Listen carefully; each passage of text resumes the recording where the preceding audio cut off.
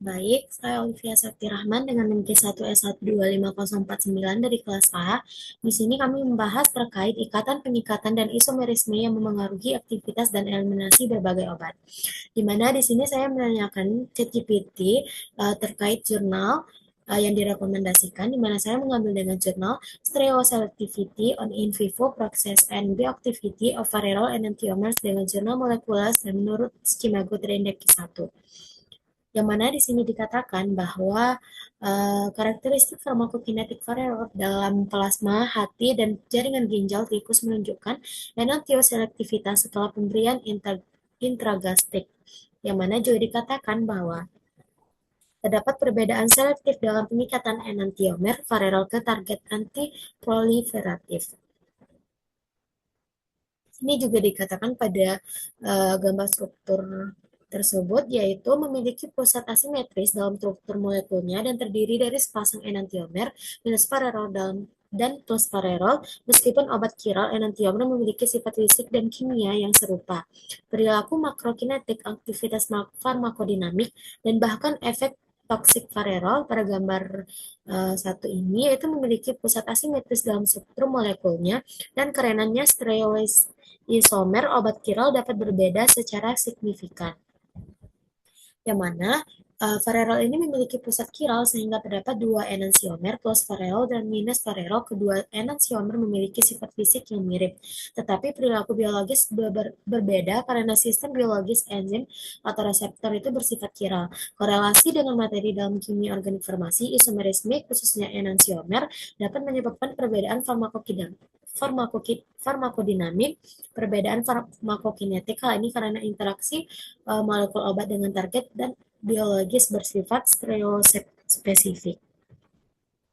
Di mana juga di sini dikatakan bahwa eliminasi setengah dari plus minus varerol adalah 19,2 jam, 1,5 kali lebih lama dari minus varerol, membuktikan bahwa perbedaan yang signifikan dalam fase eliminasi antara dua enantiomer.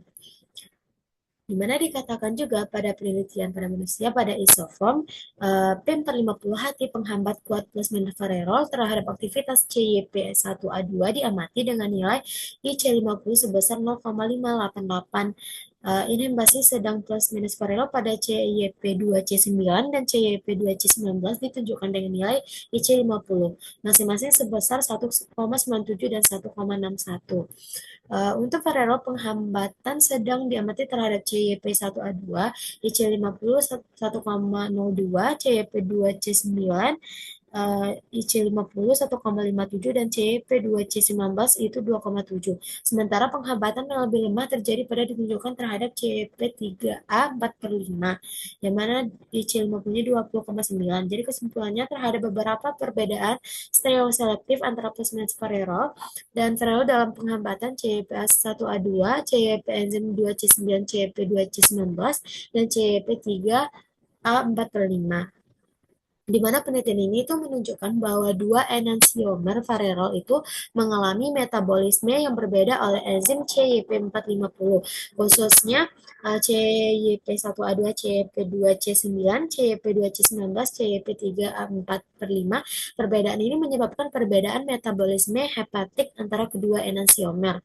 Korelasi dengan materi dalam farmakokinetik, enantiomer dapat memiliki jalur metabolisme berbeda enzim metabolisme mampu membedakan stereokimia molekul. Hal ini terjadi karena situs aktif enzim memiliki struktur 3 dimensi spesifik. Di mana dikatakan bahwa di sini tuh melakukan studi penambatan molekuler dengan 4 target yang telah dilaporkan, target varierol UCHL3, STAT3, PTPN1, dan GSK3Y.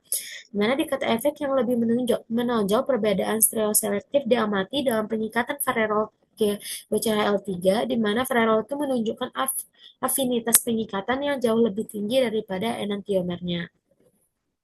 Setelah itu, saya menggunakan ChatGPT untuk menemukan permasalahan yang menarik dari jurnal Stereoselectivity of in vivo process and bioactivity of varierol enantiomers. Di mana ChatGPT itu memberikan beberapa rekomendasi permasalahan yang mana saya memilih mengapa enzim metabolisme seperti CYP450 dapat mengenali dan metabolisme enantiomer obat secara berbeda walaupun keduanya itu memiliki komposisi atom yang sama.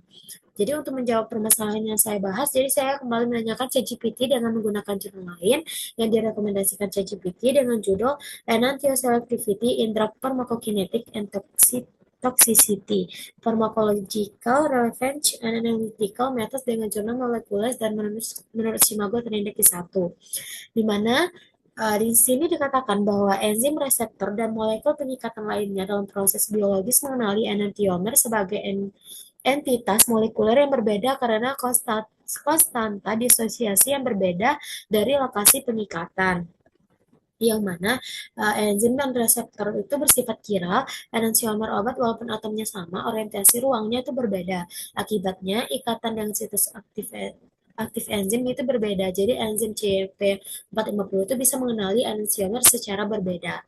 Yang mana juga dikatakan bahwa di sini itu metabolisme adalah peristiwa farmakokinetik di mana sebagian besar kasus enantioselectivity terjadi karena pada tahap ini keberadaan sejumlah besar enzim metabolisme memiliki kapasitas untuk mendiskriminasi enantiomer karena sifat tiga dimensi substrat dan pengenalan kira oleh enzim metabolisme obat dapat menyediakan banyak jalur yang mungkin untuk stereoselektif, yang mana metabolisme itu adalah tahap farmakokinetik yang paling sering menunjukkan enantioselektivitas.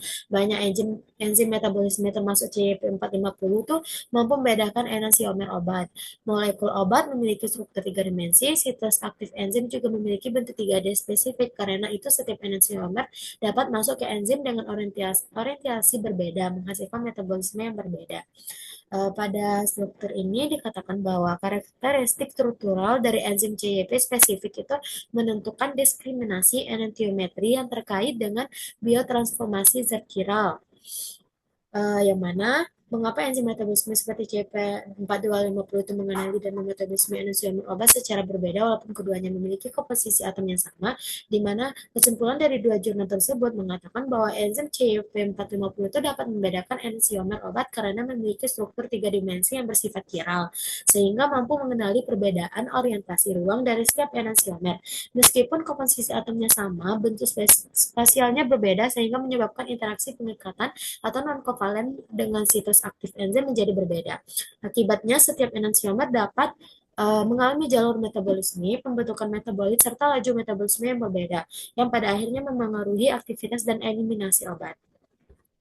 Yang mana isomerisme, khususnya enantiomer, memengaruhi ikatan dan pengikatan obat dengan reseptor, serta enzim metabolisme karena adanya perbedaan struktur tiga dimensi. Hal ini menyebabkan perbedaan dalam aktivitas farmakologis metabolisme oleh enzim CYP450 dan proses eliminasi obat. Dengan demikian, analisis ikatan, pengikatan, dan isomerisme sangat penting dalam memahami bagaimana suatu obat bekerja dan dieliminasi dalam tubuh, sehingga berpengaruh langsung terhadap efektivitas dan keamanan terapi. Sekian dari saya, terima kasih.